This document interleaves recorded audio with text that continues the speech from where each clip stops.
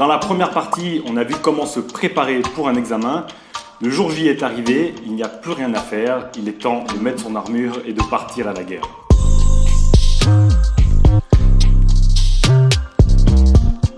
Alors avant de commencer la vidéo, il y a une première bonne nouvelle, c'est qu'il n'y a plus aucune raison de stresser.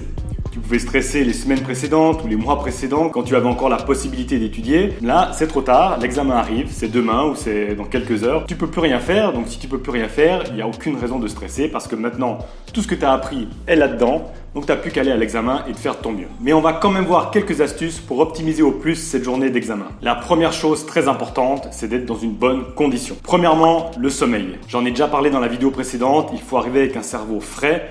L'examen va être éprouvant, même si c'est qu'un examen de 1 heure, un examen c'est très éprouvant. Tu dois arriver reposé avec les batteries chargées, sinon tu es désavantagé dès le départ. Une deuxième chose très importante à faire, c'est de boire et de manger un peu avant l'examen. Alors je te conseille pas de le faire 1 heure avant l'examen, comme ça tu as quand même le temps d'aller aux toilettes si tu as bu par exemple 1 litre d'eau. Mais je te conseille quand même de t'hydrater et de manger quelque chose. Il y a 2 raisons à cela, ça va t'éviter d'avoir un gros coup de barre si tout à coup tu as une fringale. Et une chose que moi m'est arrivée assez fréquemment, c'est d'aller à l'examen avec le ventre vide, un examen de 2 ou 3 heures de temps, et au milieu de l'examen, mon ventre commence à faire un bruit pas possible. C'est hyper gênant, t'arrives plus à te concentrer, donc je préfère toujours manger quelque chose, pas trop non plus pour pas avoir un énorme coup de barre, mais comme ça, tu arrives à l'examen avec de l'énergie et ton ventre il te laisse tranquille. Ensuite, habille-toi confortablement. Évite par exemple d'avoir un pantalon trop serré ou avoir la ceinture qui est trop serrée. Peut-être que ça va te paraître anodin, mais c'est important que le sang circule dans ton corps, que tu te sentes bien, que tu puisses bien respirer. Je t'avoue que moi, systématiquement pendant les examens, bon, je le fais toujours discrètement parce que bon, c'est pas très glamour, mais je desserre toujours un peu ma ceinture avant de m'asseoir. Comme ça, je me sens super bien pendant l'examen. Mais à l'inverse, ne t'habille pas trop confortablement. C'est important aussi d'avoir un bon mindset. C'est important d'être dans une mentalité de vainqueur. Si tu vas en training ou habillé n'importe comment, c'est pas forcément l'idéal. Donc je te conseille de t'habiller confortablement, mais si possible d'une manière assez classe. Comme ça, tu arrives comme un vainqueur pendant l'examen parce que la mentalité, c'est aussi ce qui va faire la différence. Ensuite, quand tu arrives dans la salle d'examen, alors ça dépend évidemment de ta salle, ça dépend aussi s'il y a des places déjà attribuées, mais un conseil que j'ai, et c'est quelque chose que j'ai toujours fait, je vais toujours tout devant. Pourquoi est-ce que je fais ça? Eh bien, c'est pour ne pas être dérangé.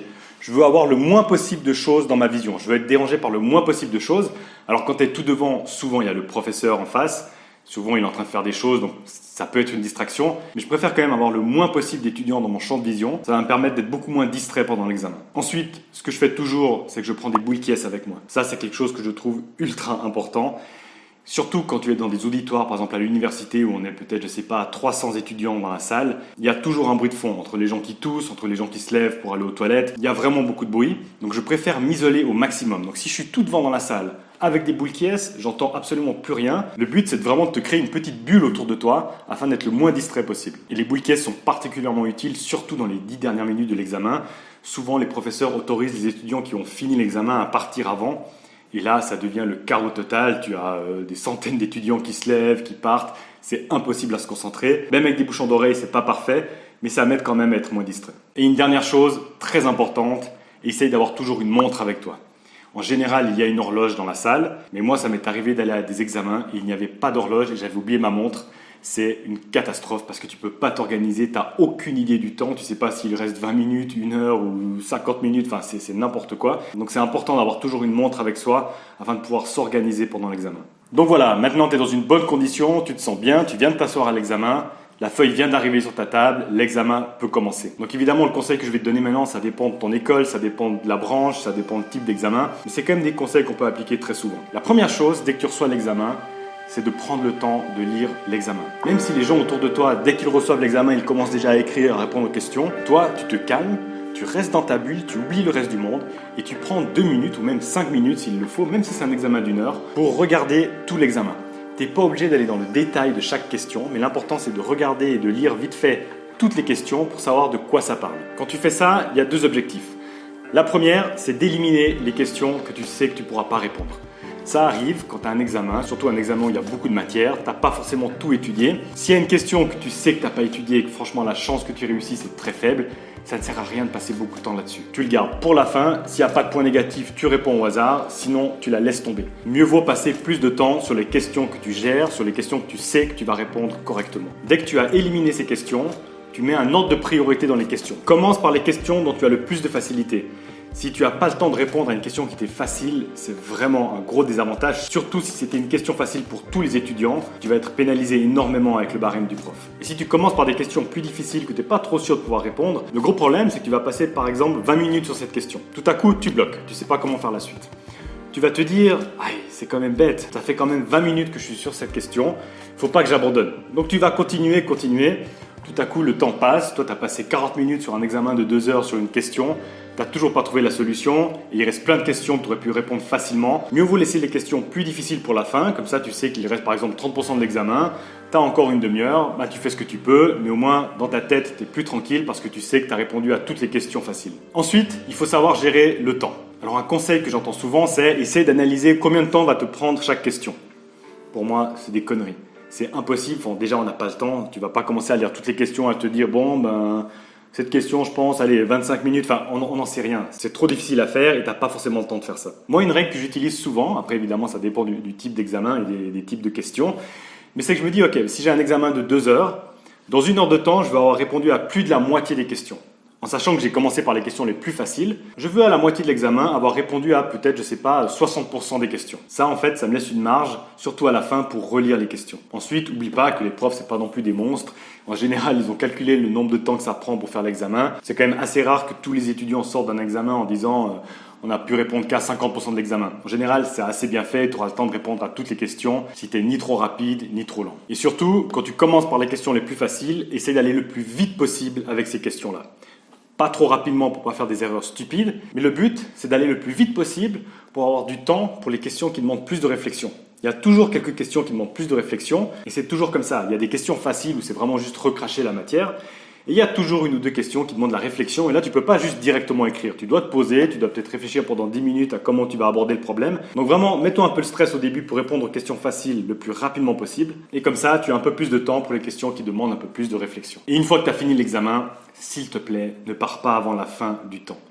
Il y a chaque fois tellement d'étudiants qui partent genre 10-20 minutes avant la fin de l'examen, à moins que le temps soit noté et que tu es pénalisé si tu prends plus de temps que les autres.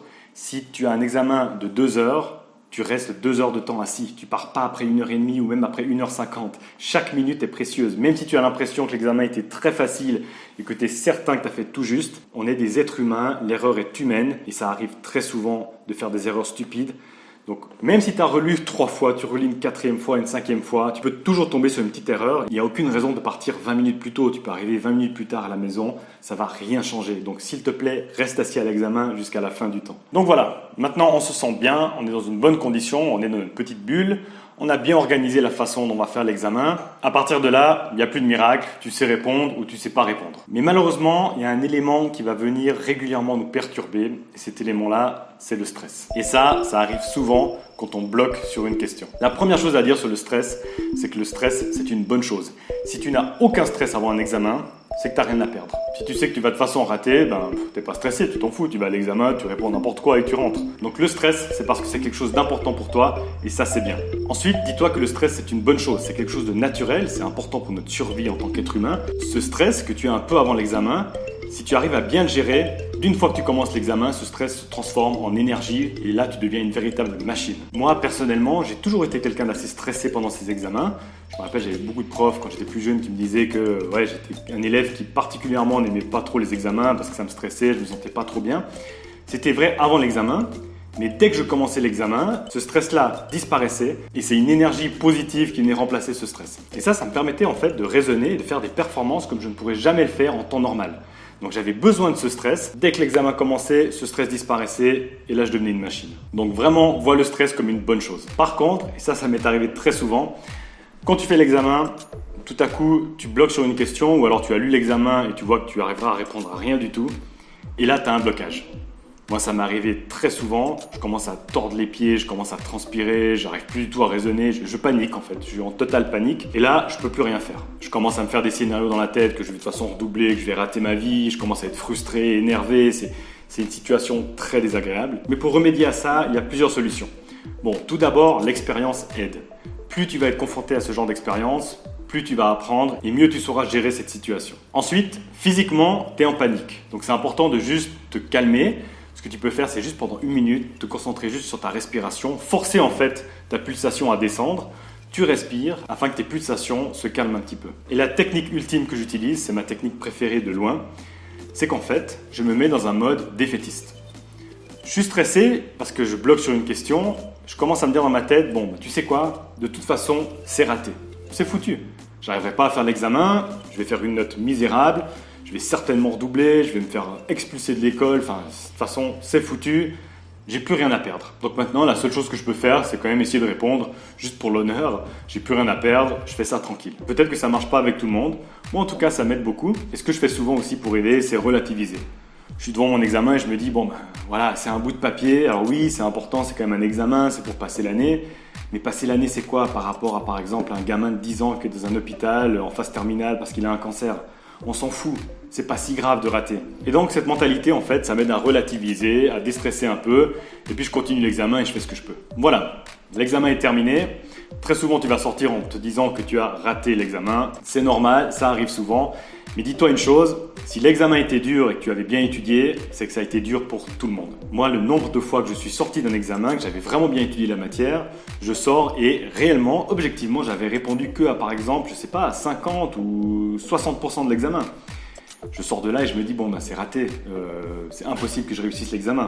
Et systématiquement, j'avais passé avec souvent de très bonnes notes. Il y a deux raisons à cela. Si tu avais énormément étudié, c'est que tu avais de grosses attentes. Donc si tu n'as pas pu répondre à 30% des examens, c'est normal d'être déçu. Et ensuite, les profs adaptent le barème. Souvent, les examens sont faits pour être très difficiles. C'est normal de répondre qu'à la moitié. Et même en répondant qu'à la moitié, tu peux avoir une très bonne note.